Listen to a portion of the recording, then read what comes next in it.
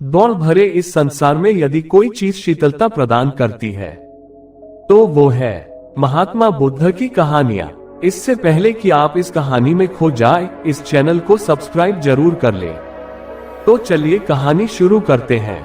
एक समय की बात है, एक बेघर भिखारी था और वो खाना इकट्ठा करके खाया करता था, लेकिन रोज उसका खाना चोरी हो जाता था।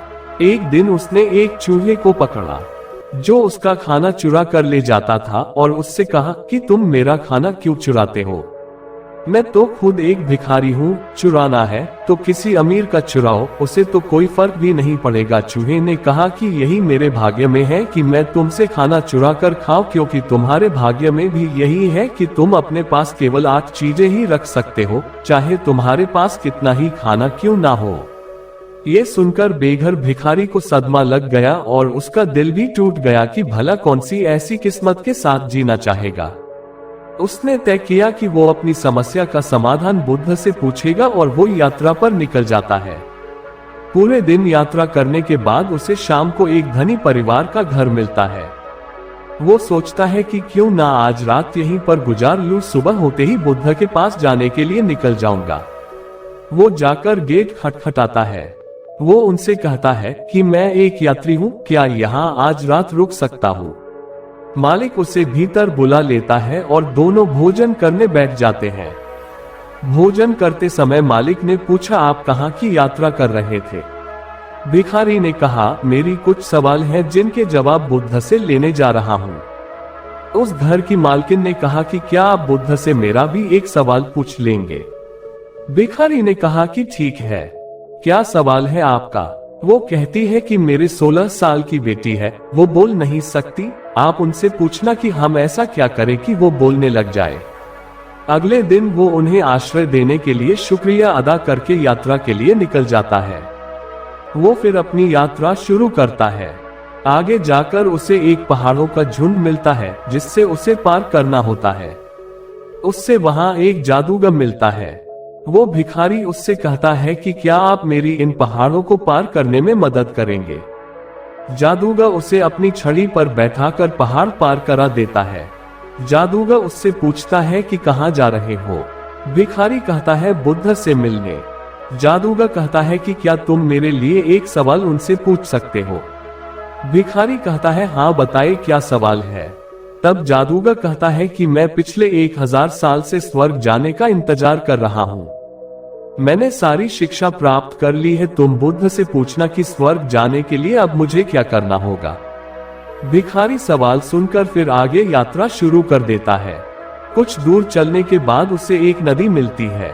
वो उसके लिए रुकावट होती है क्योंकि वो नदी गहरी होती है जिसे पार करना उसके लिए मुश्किल होता है, लेकिन सौभाग्य से उसे एक कछुआ मिल जाता है और उसे वो नदी पार कराने लगता है।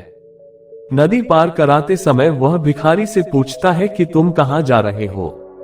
वो कहता है कि मैं बुद्ध के पास कुछ सवालों के जवाब लेने जा रहा हूँ। कछुआ कहता है कि मेरा भी एक सवाल है। भिखारी कहता है, क्या बताओ? कछुआ कहता है कि मैं 500 साल से एक ड्रैगन बनने का इंतजार कर रहा हूँ। मेरे शिक्षा के अनुसार मुझे अब तक तो ड्रैगन बन जाना चाहिए था। क्या तुम पूछ सकते हो मुझे अभी और कितना समय लगेगा? भिखारी कहता है, ठीक है, और उसके बाद नदी पार करके फिर से यात्रा शुरू कर देता है और अंत में वो बुद्ध के यहाँ पहुँच जाता है और मन ही मन सोचता है कि आज मैं महान बुद्ध से मिलूंगा। वो पूरे आनंद और उत्साह से मठ के अंदर जाकर बुद्ध को प्रणाम करता है और कहता है कि मैं एक भिखारी हूँ, मेरे कुछ सवाल है, मैं उनके जवाब लेने के लिए आया हूँ। बुद्ध कहते हैं कि ठीक है, लेकिन मैं सिर्फ 3 ही सवालों के जवाब दूंगा। बेघर भिखारी कहता है, लेकिन मेरे तो 4 सवाल है। बुद्ध कुछ उत्तर नहीं देते। अब भिखारी सोच में पड़ जाता है कि क्या करे। तब वह बड़े ध्यान से उस कछुए के बारे में सोचता है जो 1000 साल से ड्रैगन बनने का इंतजार कर रहा है। उसे कितनी तकलीफ हुई होगी। फिर वो जादूगर के बारे में सोचता है जो 1000 साल से स्वर्ग जाने के इंतजार में जी रहा है, और फिर वो उस लड़की के बारे में सोचता है कि उसके आगे की पूरी जिंदगी पड़ी है। उसका बोलना कितना जरूरी है, बिना बोले कैसे वो अपनी जिंदगी जिएगी। और फिर वो खुद को देखता है और सोचता है कि मैं तो एक भिखारी हूँ, मैं तो वापस जाकर भीख मांग सकता हूँ, मेरा क्या है, मेरा तो कुछ भी नहीं बदलेगा, लेकिन इनके सवालों का जवाब जरूरी है। इनका सब कुछ बदल सकता है। जब उसने दूसरे की समस्या के बारे में सोचा तो उसे खुद की दिक्कतें कम लगने लगी। उसने अंत में निर्णय लिया कि वो उन तीनों के सवालों का उत्तर पूछेगा। सबसे पहले उसने उस कछुए के बारे में पूछा। बुद्ध ने कहा वो कछुआ अपना ढांचा छोड़ने के लिए तैयार नहीं है। जब तक वो उसे नहीं छोड़ेगा तब तक वो ड्रैगन नहीं बन सकता। फिर उसने उस जादूगर के बारे में पूछा। बुद्ध ने कहा कि उसकी छड़ी एक आश्रय की तरह है जो उसके स्वर्ग जाने में बाधा बन रही है। उसे वो हमेशा अपने हाथ में रखता है। उसे छड़ी को दूर करना होगा, तभी वो स्वर्ग जा पाएगा। फिर उस भिखारी ने लड़की के बारे में पूछा। बुद्ध ने कहा वो लड़की जरूर बोलेगी जब वो अपने हमसफर से मिलेगी। अपने तीनों प्रश्नों के उत्तर जानकर उसने महान बुद्ध को प्रणाम किया और खुशी खुशी वहां से विदा हो गया। वापस रास्ते में वो कछुए से मिलता है और कहता है कि अपना ढांचा बदलो, तुम ड्रैगन बन जाओगे। कछुआ अपना ढांचा निकाल देता है। उसमें बेशकीमती हीरे होते हैं जो गहरे समुद्र के होते हैं। वो उसे भिखारी को दे देता है और उसको धन्यवाद करके ड्रैगन बनकर उड़ जाता है। फिर भिखारी उस जादूगर से एक बड़ी पहाड़ी पर मिलता है और कहता है कि आपको ये छड़ी छोड़नी होगी, तब आप स्वर्ग जा पाओगे। ये सुनकर वो जादूगर अपनी छड़ी उस बाई घर को देखकर स्वर्ग की तरफ चला जाता है। अब भिखारी के पास कछुए का दिया हुआ धन था और जादूगर की शक्तिशाली छड़ी थी, जिसमें बैठकर वो उस घर को जाता है जहां उसने रात गुजारी थी। उस भिखारी को देखकर उसके परिवार वाले बहुत खुश होते हैं कि उन्हें उनका जवाब मिलेगा। भिखारी कहता है कि आपकी बेटी बोल पाएगी जब उसे उसका हमसफर मिलेगा। उसी क्षण उनकी बेटी नीचे आकर कहती है, क्या ये वही आदमी है जो पिछले हफ्ते आया था?